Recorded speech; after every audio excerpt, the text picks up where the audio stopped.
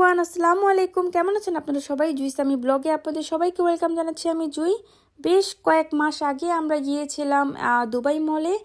আমার অ্যাপেল স্টোরে আমার হাজব্যান্ডের কিছু কাজ ছিল, যার কারণে আমরা গিয়েছিলাম। তো তখন সামার টাইম ছিল, আর আইফোন 16 বের হওয়ার কিছুদিন আগেই এই ব্লগটা করা। তো অনেক দিনই হয়ে গেছে, আপনার সাথে শেয়ার করব করে আর করা হচ্ছিল না। আমার এরকম অনেক বেশি ব্লগ আছে, আমি আপনার সাথে আস্তে আস্তে সবই শেয়ার করছি। তো এই তো আমরা এখন দুবাই মলে এন্ট্রি নিচ্ছি। আর এখানে এখানে আমি কিছু কথা বলতে চাই। অনেকে মনে করে আমি বেশিরভাগ ট্রাভেল ঘোরাঘুরির ভিডিও আপলোড করি। তার অনেকেই মনে করে যে আমি প্রতিদিনই ঘুরতে যাই, প্রতিদিনই বাইরে যাই। অ্যাকচুয়ালি না, আমি আসলে আমার কাছে এখনও অনেক অনেক পরিমাণের ব্লগ আছে যেগুলো আমার এখন আপলোডই করা হয়নি। আর অবশ্য প্রতি ফ্রাইডেতে আমার বের হওয়া হয়, তো ছোট ছোট ব্লগ অনেক আমার কাছে আছে। তো আমি প্রতিদিন চাইলে আপলোড দিতে পারি। আর অনেকে মনে করে আমি প্রতিদিন বাইরের ঘোরাঘুরির ভিডিও আপলোড দিচ্ছি, দ্যাটস মিন আমি প্রতিদিনই ঘুরতে চাই। না, আমি প্রতিদিন ঘুরতে চাই না, উইকে একবার ঘুরতে যাই।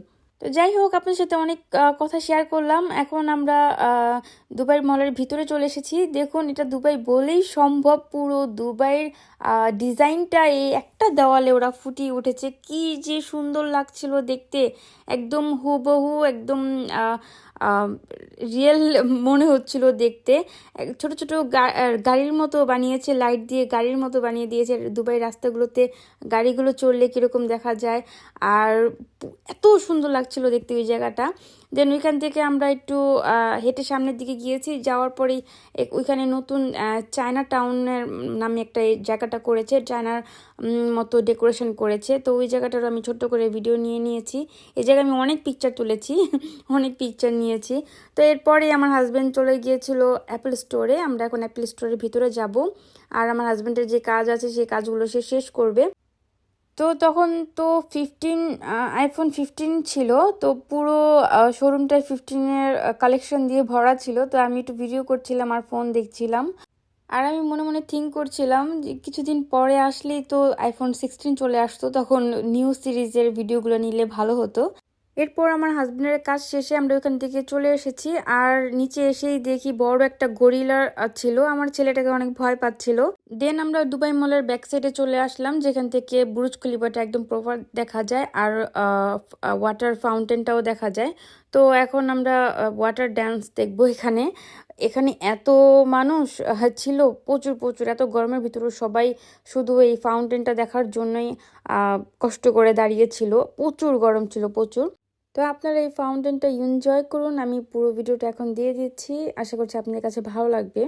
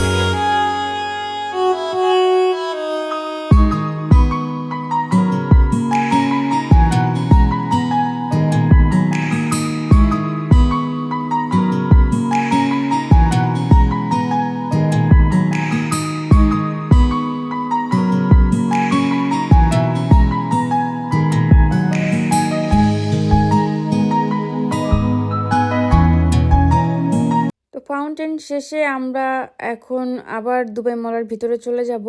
আর এখানে না বোটিংও করা যায়, এখানে বোটিং সিস্টেমও আছে, আপনাদের পে করতে হবে। তো এখানে আধা ঘন্টার মতো ওরা ভালো মতো ঘুরায়। আর এরপর আমি এখানে কিছু পিকচার ভিডিও করে নিলাম। আর এই ভিডিওটা আমি অবশ্যই আপনাদের সাথে শেয়ার করেছি এর আগে, আপনারা হয়তো বা দেখেছেন। তো এখানে আমি কিছু পিকচার ভিডিও ভালো মতো নিয়ে নিলাম, আমার হাজব্যান্ডের সাথেও পিকচার ভিডিও নিলাম। এত গরমে আমার হাজব্যান্ড ভাইরা আর থাকতে চাচ্ছিল না, সে বারবার বলছিল চলো ভিতরে চলে যাই। আর এই তো এখন আমরা মলের ভিতরের দিকে যাব। আর এখানে ছিল তার কি আইসক্রিম, আমার মেয়ে তো আইসক্রিম খাবে বারবার বলছিল, তো তাকে এখন একটা আইসক্রিম কিনে দেওয়া হবে। তো এই আইসক্রিমওয়ালা একটু দুষ্টামি করে আইসক্রিম দেওয়ার সময়, কিন্তু এখানে এত রাশ ছিল আমি ভালো মতো ভিডিওটা নিতে পারছিলাম না। তো এই তো আমার মেয়ে এখন আইসক্রিমটা কিনবে।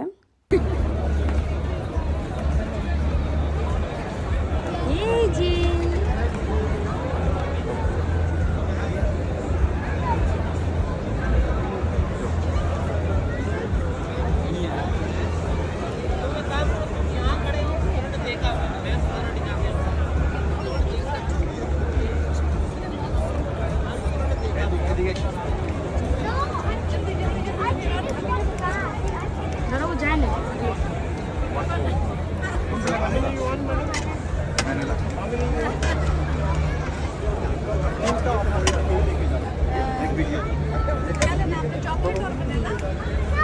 চলো চলো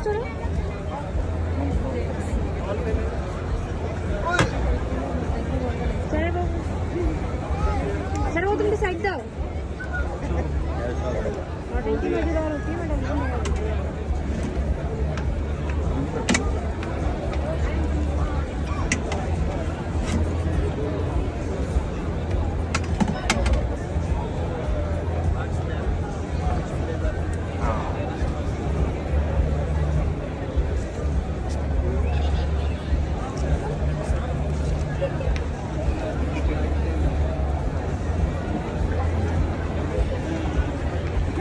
Cash, I mean.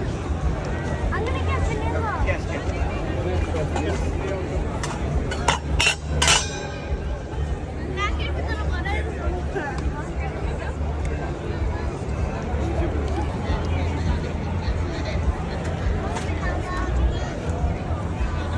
এরপর আমরা মলের ভিতরে চলে এসেছি। আর এই ভিডিওটাও আমি আপনাদের সাথে শেয়ার করেছি ডাইনোসরের।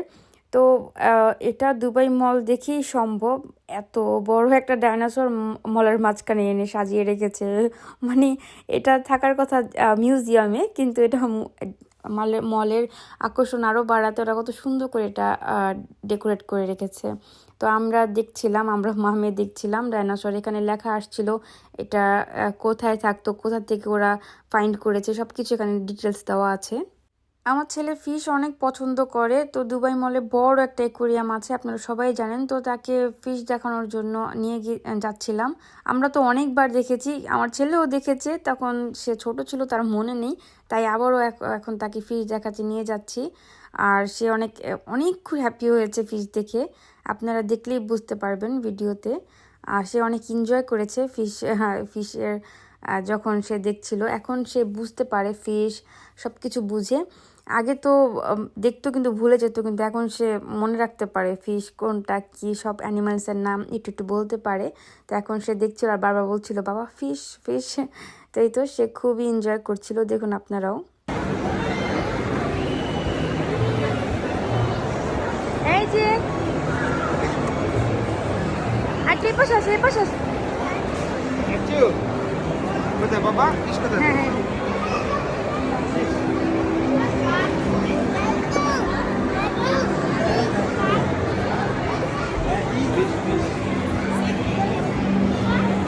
হ্যাঁ? Fish fish fish fish fish কোথায়? ফিশ কোথায়? ফিশ ফিশ ফিশ, ওই যে শার্ক শার্ক, ওই যে শার্ক। হ্যাঁ, ওই যে শার্ক, ওই যে শার্ক আছে।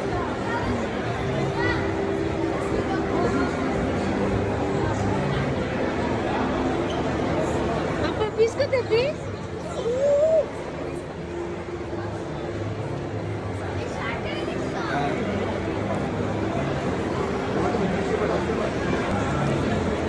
এই যে বাবা ফিশ কোথায়? ফিশ কোথায়? Fish fish Mohammad. Mama, Fish.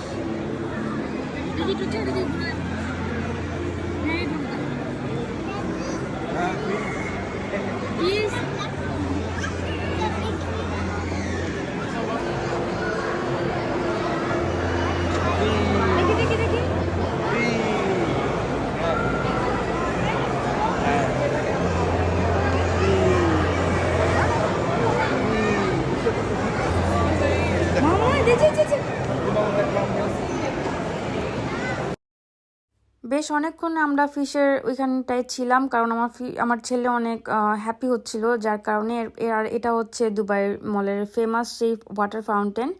আর এরপর আমাদের একটা দাওয়াত ছিল সেদিন, আমরা দাওয়াতের জন্য তাড়াতাড়ি করে বের হয়ে যাচ্ছিলাম, কারণ আমাদের সেই ফ্রেন্ডরা বারবার কল করছিল।